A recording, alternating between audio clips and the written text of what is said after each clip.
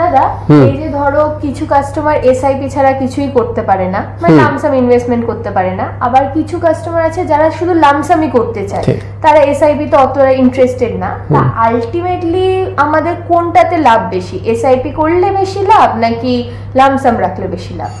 বুঝতে পেরেছি, এটা না একটা জটিল ব্যাপার। মানে এটাও তোকে আমি একটা এক্সাম্পল দিয়েই বোঝাচ্ছি। খুব ছোটবেলায় আমি না মার সঙ্গে একটা রিলেটিভদের বাড়িতে যেতাম। ছোটবেলায় তো সব রিলেটিভদের সঙ্গে ভালো রিলেশন ছিল, আমরা পরীক্ষার পরে প্রায় ঘুরে ঘুরে বেড়াতাম। তো একজন রিলেটিভের বাড়িতে যেতাম, তাদের একটা অদ্ভুত ব্যাপার ছিল, মানে তারা না দিনে 3 বার খেত, সকালে একবার, দুপুরে একবার, রাত্রে একবার, আর 3 বারই খেতে হচ্ছে ভাত খেত, বেশ পরিমাণ মতো ভাত খেত, ভাত ডাল তরকারি মাছ টাছ থাকতো, কিন্তু মাছে আর কিছু খেত না। আচ্ছা, এবার আমার স্বভাবটা ছিল ঠিক এর উল্টো, মানে আমি একবারে বেশি খেতে পারতাম না। যখনই খেতাম খুচখাচ করে, ধর একটু চানাচুর খেলাম, একটু লজেন্স খেলাম, একটু বিস্কুট খেলাম, একটু ফল খেলাম, এক হাতা ভাত খেলাম, তো বারবার খাওয়ার ব্যাপারটা ছিল, কিন্তু ওদের কাছে ওই অপশনগুলোই ছিল না। আচ্ছা, মানে খালি ভাতই অপশনে ছিল। হ্যাঁ, মানে আমি যদি ওই 3 বারের বাইরেও যদি কখনো বলতাম যে খিদে পেয়েছে, সে আবার ভাতই দিয়ে যেত। এটা মহা মুশকিলের ব্যাপার। তো মাকে আমি জিজ্ঞেস করলাম, মা এরকম কেন, যে এখানে ভাত ছাড়া কিছু নেই? তো মা বলছে, দেখ আলটিমেটলি ব্যাপারটা হলো তোর পেটটা ভরা নিয়ে। তো তুই যদি ভাত খেয়ে অনেকক্ষণ থাকতে পারিস তাতেও অসুবিধা নেই, আবার যদি খুচখুচ করে খেয়ে পেটটা ভরা থাকে তাতেও কোনো অসুবিধা নেই। তো এই ব্যাপারটা আমি পরে বড় হয়ে রিয়েলাইজ করলাম, আলটিমেটলি ওই ভাত খাওয়া বা খুচখুচ করে খাওয়ার ব্যাপারটা না, আমার যেটা মনে হলো ওরা অ্যাকচুয়ালি কিপটে ছিল। মানে বাইরে আর কিছু আনতো না খাবার দাবার, ও যখন যা পেতো ভাত খেত। তো এবার শরীরের দিক থেকে আমি ব্যাপারটা জানি না যে কতটা ঠিক, যে ভাত বা ওই ধরনের খাবার দিনে 3 বার খেয়ে পেটটা ভরিয়ে রাখা ভালো, না মাঝে মাঝে খুচখুচ করে খাওয়াটা ভালো, সেটা তো ডাক্তাররা ভালো বলতে পারবে কি হলে কি ভালো হয়। কিন্তু মিউচুয়াল ফান্ডে যদি আমি এটাকে কম্পেয়ার করি, দেখ মিউচুয়াল ফান্ডে ভাত খাওয়াটাকে যদি আমরা লামসাম ধরি, যে মাঝে মাঝে থোক টাকা দেব, আর রেগুলার খাওয়াটাকে যদি আমরা এসআইপি বলি, তা আমরা দুভাবেই যে এসআইপিটা করতে পারি বা লামসামটা করতে পারি মিউচুয়াল ফান্ডের ক্ষেত্রে। কিন্তু এখানটায় আমি তোকে ক্যালকুলেশন করে বলতে পারবো যে কোন জিনিসটা আলটিমেটলি ভালো লং টার্মে কাস্টমারের জন্য। ভাত খাওয়া না খুচখুচে খাওয়াটা ডাক্তারের ব্যাপার, এটা আমাদের ব্যাপার। তা আমরা একটা অ্যানালাইসিস করে তোকে বোঝাচ্ছি যে খুচখুচ করে খাওয়াটা বেটার না থোক টাকাটা রাখাটা বেটার। আচ্ছা দাদা, মার্কেটে তো দেখো 2 ধরনের সার্কেল আছে, একটা আপওয়ার্ড একটা ডাউনওয়ার্ড, ঠিক আছে? তো ফার্স্টে আমরা আপওয়ার্ড মার্কেটটাই দেখি, মানে কোনো ক্লায়েন্ট ইনভেস্টমেন্ট করলো, করার পরে মার্কেট গ্র্যাজুয়ালি উঠেই যাচ্ছে। আচ্ছা, এবার সেটা 1 বছরের মধ্যে দেখছি আমরা, খুব একটা লং টার্মে দেখছি না। 1 বছরে কিরকম কি এফেক্ট পড়ে সেটার উপরে আমরা আজকে তাহলে ডিসকাসটা, মানে ওটা লামসাম আর এসআইপি তে কি এফেক্ট পড়ে দুটোই দেখবো আর কি, তাই? ঠিক আছে। তো এই যে এই চারটা ওয়াইজ দেখো, যে রেজিং মার্কেট লেখাই আছে, ঠিক আছে? এটা হচ্ছে এসআইপি তে ইনভেস্টমেন্ট, এটা লামসামে ইনভেস্টমেন্ট। আচ্ছা, একজন এসআইপি তে মান্থলি 500 করে ইনভেস্টমেন্ট করে গেছে 1 বছর ধরে, আর লামসামের ক্ষেত্রে সেটা জাস্ট 6000 টাকা ফার্স্ট মান্থে দিয়ে ও ছেড়ে দিয়েছে 1 বছরের জন্য, মানে সারা বছরের টাকাটা একবার দিয়েছে। ঠিক আছে। তো মার্কেটে ও যখন এসআইপি টা স্টার্ট করলো তখন 500 টাকা দিয়ে স্টার্ট করলো। সেই ফান্ডের ন্যাপ ভ্যালু আমরা ধরে নিচ্ছি আছে 20 টাকা। আচ্ছা, তার মানে সে পেলো হচ্ছে 25 টাকা, 25টা ইউনিট পেলো। একদম। এবার তারপরের মাসেও 500 টাকা দিলে এসআইপি তে, সেটা তখন ভ্যালু হয়ে গেল ফান্ডটার 21 টাকা, যেহেতু আমরা ধরে নিচ্ছি মার্কেট সমানে বাড়বে। ঠিক আছে, মানে 20 টাকাটা 21 টাকা হলো। তখন কিন্তু যেহেতু ন্যাপ ভ্যালু বেড়ে গেল, ইউনিট পারচেজটা একটু কমে গেল, 23.81 মতো ইউনিট। ঠিক আছে। এবার এরকম গ্র্যাজুয়ালি ও প্রত্যেক মাসে 500 টাকার কিনছে, মার্কেটও আপওয়ার্ড ওয়াইজ মার্কেটও বাড়তে থাকছে।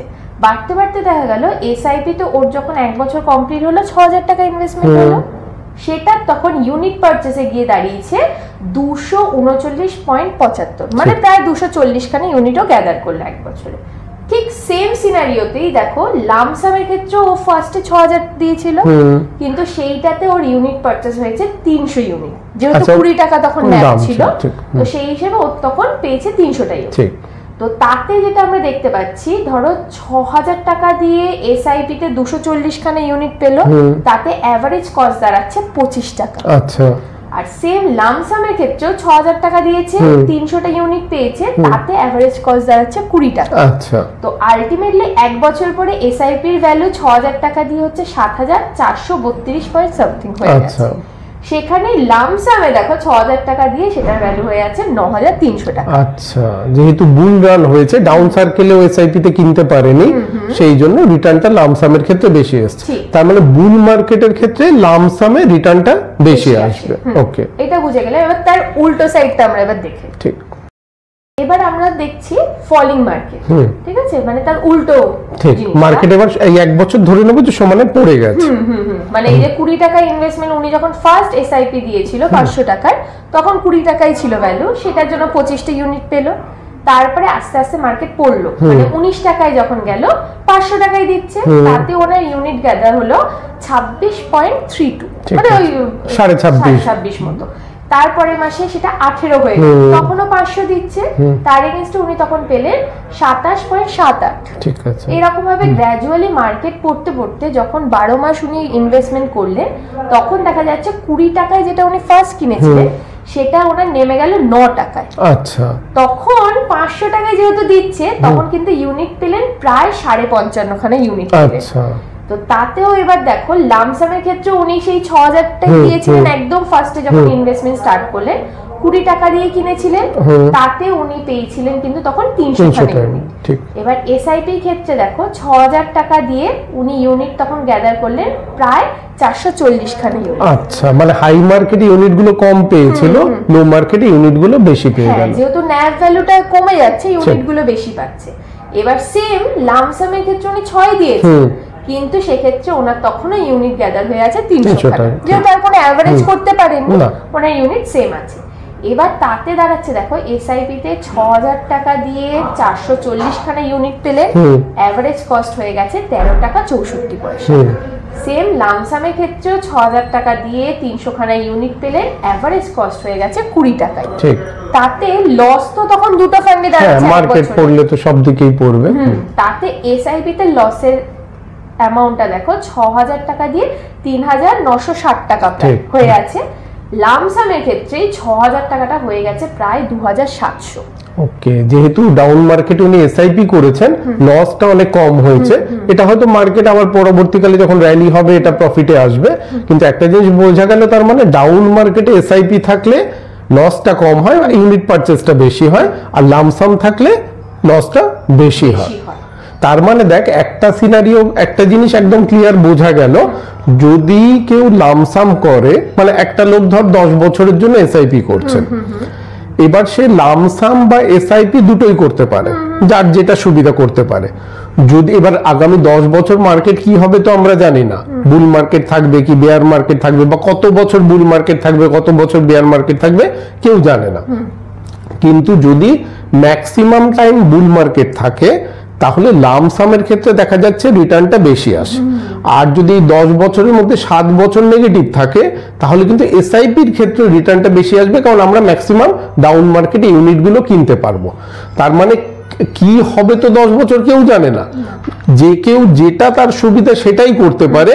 শুধু যদি আপ মার্কেট থাকে তাহলে লামসামে সে রিটার্ন বেশি পাবে, মার্কেট ডাউনওয়ার্ড বেশি থাকলে সে এসআইপি তে রিটার্ন বেশি পাবে। কিন্তু যে কেউ দুটোই করতে পারে তাতে কোনো অসুবিধা নেই, মানে রিটার্ন দুটোতেই আসবে, কোনোটাই কম কোনোটাই বেশি। এবার কোনটায় কম হবে কোনটায় বেশি হবে সেটা তো মার্কেট সিনারিওর উপর ডিপেন্ড করে রিটার্নটা আসবে।